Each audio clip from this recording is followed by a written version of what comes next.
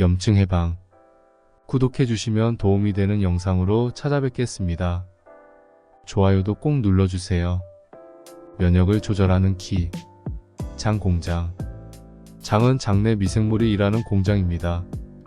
미생물은 장 공장에서 먹고 자고 활동하면서 건강에 매우 유리한 물질을 만들어주는데, 이들이 생산하는 주된 물질은 대부분 짧은 사슬로 연결된 모양이라 단세지방산이라고 부릅니다.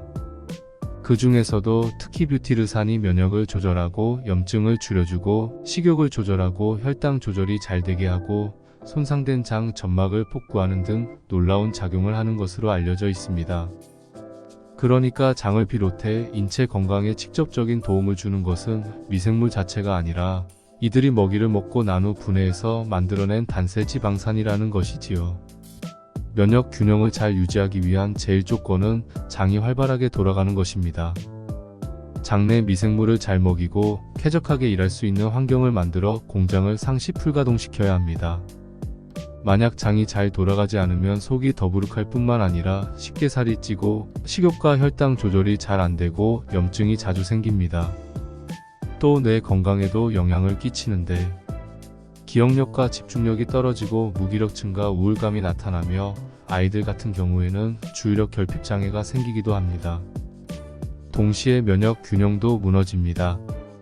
변비에만 좋은 줄 알았더니 염증을 낮추는 섬유소. 대추 껍질처럼 우리가 일반적으로 먹지 않고 버리는 알록달록한 과일 껍질은 대부분 물에 녹지 않는 불용성 식이섬유가 풍부합니다. 그뿐만 아니라 샐러리 등 각종 나물의 질긴 부분이나 우엉, 양배추, 브로콜리 같은 채소, 흰쌀 밀가루를 제외한 현미, 밀기울, 팥, 귀리 같은 통곡물에도 불용성 식이섬유가 많이 들어 있습니다. 반면 물에 녹는 수용성 식이섬유가 풍부한 음식으로는 귤, 바나나, 사과, 자두, 살구 등의 과일과 미역, 다시마 등의 해조류, 버섯 등이 있습니다. 섬유소 중 장내 미생물의 먹이가 되는 것은 주로 수용성 식이섬유입니다. 그러나 불용성 식이섬유 또한 면역 균형을 유지하는데 중요한 작용을 하기에 꾸준히 섭취해야 합니다. 섬유소는 대체로 변비에만 좋다고 알려져 있지만 사실 염증을 다스리는 데 더 큰 의미가 있습니다. 반려균을 살리는 MAC 다이어트. 사람이 소화하지 못하고 장내 미생물에게 도달하여 먹이가 되는 탄수화물을 전문 용어로 맥이라고 합니다. 사람이 맥을 섭취하면 그대로 장내 미생물에게 전달되고 이들의 먹잇감이 되어 반려균을 건강하게 만듭니다. 매 끼니마다 맥을 챙겨 먹는 이른바 맥 다이어트를 하면 장 공장이 매우 활발하게 돌아가고 각종 염증성 질환에서 벗어나는 데 큰 도움이 됩니다. 맥에는 크게 7가지 종류가 있습니다. 첫 번째 맥은 통곡류입니다. 가공하지 않은 쌀, 밀, 보리 등의 곡류를 말하는데요. 쌀로 말하면 백미가 아닌 현미, 밀로 말하면 밀가루가 아닌 통밀이 통곡물에 해당합니다. 두 번째 맥은 콩류입니다. 검정콩, 약콩, 완두콩, 노란콩, 병아리콩, 렌틸콩 등 모든 콩이 해당되며 콩으로 제조한 두부도 포함됩니다. 세 번째는 견과류입니다. 신선한 호두, 아몬드, 피스타치오, 캐슈너트 등은 맥 다이어트의 중요한 식품군이지요. 네 번째 맥은 껍질째 먹는 과일입니다. 블루베리, 살구, 자두, 체리 등이 해당되는데, 특히 사과, 배, 참외 등의 경우 깨끗하게 세척해 껍질째 먹는 습관을 들이는 것이 좋습니다. 과일 껍질에 맥이 풍부하니까요. 다섯 번째 맥은 채소류입니다. 감자나 고구마 같은 전분이 많은 채소가 아닌 양배추, 치커리, 케일처럼 잎을 먹는 엽채류, 그리고 양파, 마늘, 비트, 당근 등이 여기에 해당됩니다. 여섯 번째 맥은 해조류입니다. 김, 미역, 다시마, 톳, 감태 등은 반려균을 먹여 살리는 고마운 음식이지요. 마지막 7번째 식품군은 버섯류입니다. 표고버섯, 쌀이버섯, 팽이버섯, 새송이버섯을 포함한 모든 버섯 종류가 반려균을 살리고 장을 돌보며 나아가 염증 조절에 기여하게 됩니다. 배에 가스가 차고 방귀가 자주 나온다면 3가지 습관을 피하세요. 생활에 지장을 줄 정도로 속이 부글부글하거나 하루 20번 이상 방귀를 낀다면 이는 장내 미생물총, 미생물이 자라는 무리의 균형이 깨졌다는 신호일 가능성이 높습니다. 특히 항생제를 자주 복용하거나 음주와 흡연을 하는 사람, 그리고 수면이 부족한 사람일수록 장내 환경이 쉽게 나빠질 수 있으니 주의해야 합니다. 이외에도 일상에서 반드시 버려야 할 습관 3가지가 있습니다. 첫 번째는 급하게 먹는 습관을 버려야 합니다. 음식을 허겁지겁 빨리 먹으면 공기를 많이 삼키게 되고 대량의 공기가 위장을 따라 들어가게 됩니다. 예를 들어 면을 먹을 때 후루룩 흡입하면 식사 후에 방귀가 쉴 새 없이 나올 수 있지요. 하지만 면을 흡입하지 않고 젓가락으로 돌돌 말아 한 입씩 천천히 먹으면 배속이 훨씬 편안해지는 걸 느낄 수 있으실 겁니다. 두 번째는 긴장하는 습관을 버려야 합니다. 지나치게 긴장하면 자연적으로 장도 긴장합니다. 장에는 엄청난 숫자의 신경세포가 있어 함께 반응하기 때문입니다. 이렇게 되면 가스가 쉽게 찰 뿐만 아니라 복통, 설사, 변비도 자주 나타날 수 있는데 이러한 상태가 반복적으로 지속되는 상태를 과민성 대장 증후군이라고 합니다. 장 건강을 위해 버려야 할 마지막 습관은 찬물을 마시는 습관입니다. 찬물을 마시면 위장 간의 온도가 떨어지고 그러면 위장 간의 운동성도 함께 줄어드는데요. 이때 우리 몸은 위장 간의 온도를 다시금 높이기 위해 많은 에너지를 사용합니다. 이러한 일이 반복되면 위장관 전체의 연동운동도 점점 무력해집니다. 특히 변비가 있는 사람이라면 찬물, 찬 음료를 멀리하는 습관에 익숙해져야 합니다. 아침에 일어나자마자 찬물을 들이키면 장 경련을 유발해 변이를 일으키는 것일 뿐입니다. 우리 몸을 스스로 조절하는 자율신경, 신경 경로를 통한 염증 조절 관련하여 의학계의 화두로 떠오르고 있는 것이 자율신경입니다. 맥박, 체온, 호흡, 혈압을 4개 바이털 사인이라고 하는데 인간에게 목숨이 붙어 있음을 나타내는 가장 기본적인 표징이라고 할 수 있습니다. 최근 면역 균형이 무너진 염증성 장질환이 있는 환자들과 정상군을 비교한 결과가 발표되었는데 염증성 장질환이 있는 그룹에서 자율신경의 불균형이 현저히 높게 나타났습니다. 자율신경은 면역염증 반응의 최전선인 장과 사령탑인 뇌를 연결하는 연결망 역할을 합니다. 신경성 위염, 신경성 장염, 신경성 두통처럼 앞에 신경성이라는 꼬리표를 달고 있는 질환은 스트레스를 받으면 생기는 염증을 뜻합니다. 누구든 스트레스가 지속되면 자율신경의 균형이 무너지고 보통은 자율신경이 지배하는 장기 중 뇌가 가장 약하게 타고난 장기에서 염증이 발생합니다.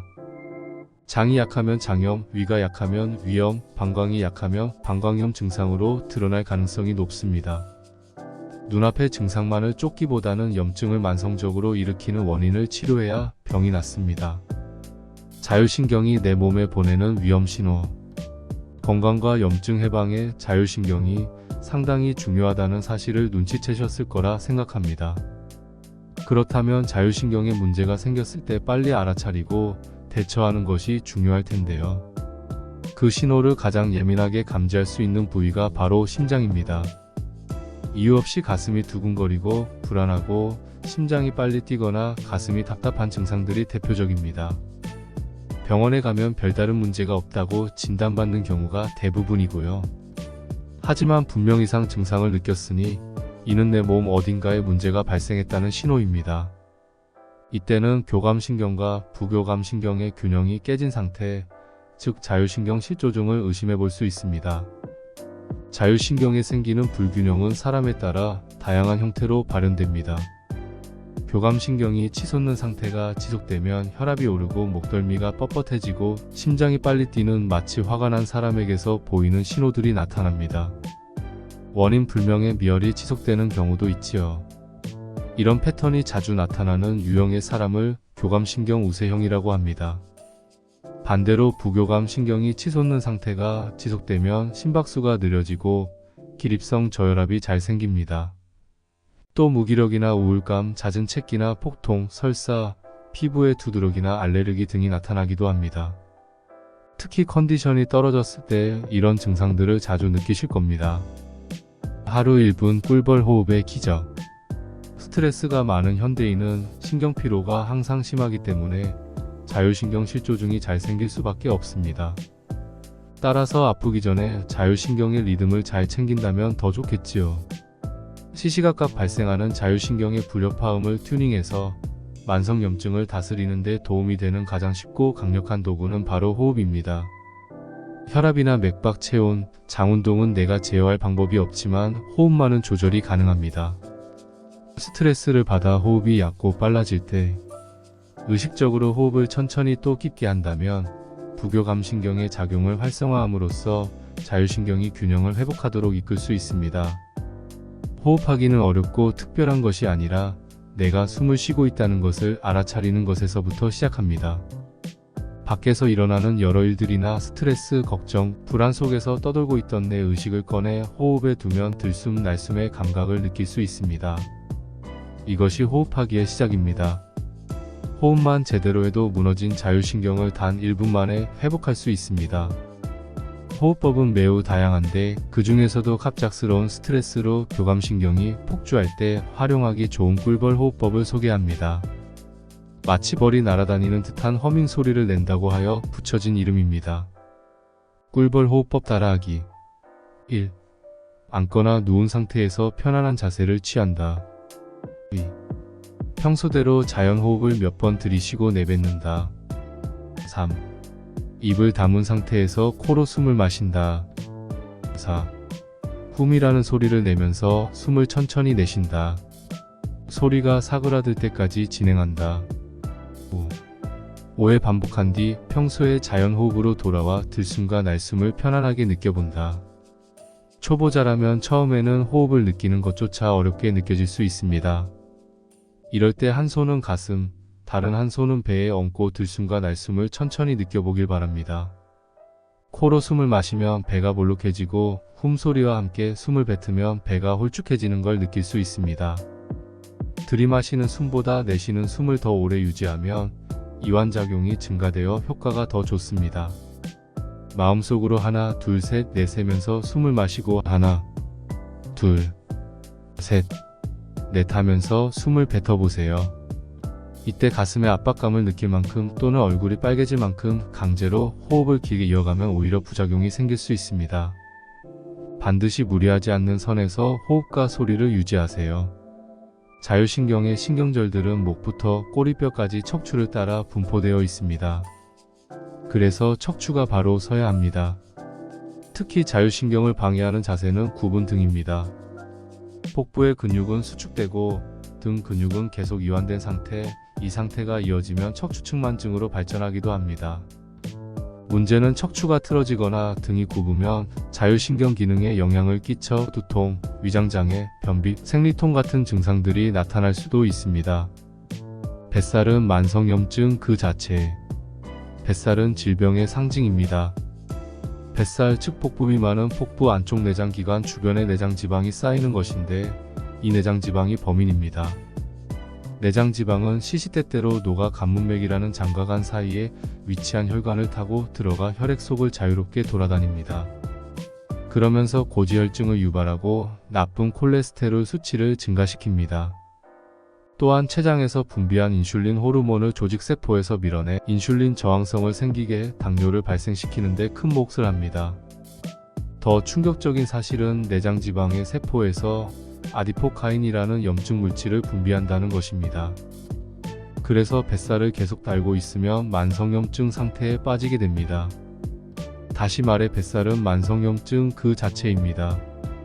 만성염증은 혈관을 공격하는 성질이 있어서 혈관벽에 상처를 내고 혈액을 탁하게 해서 소위 피떡이라고 말하는 혈전을 생기게 합니다. 면역계를 교란시키고 암 발병률을 높입니다.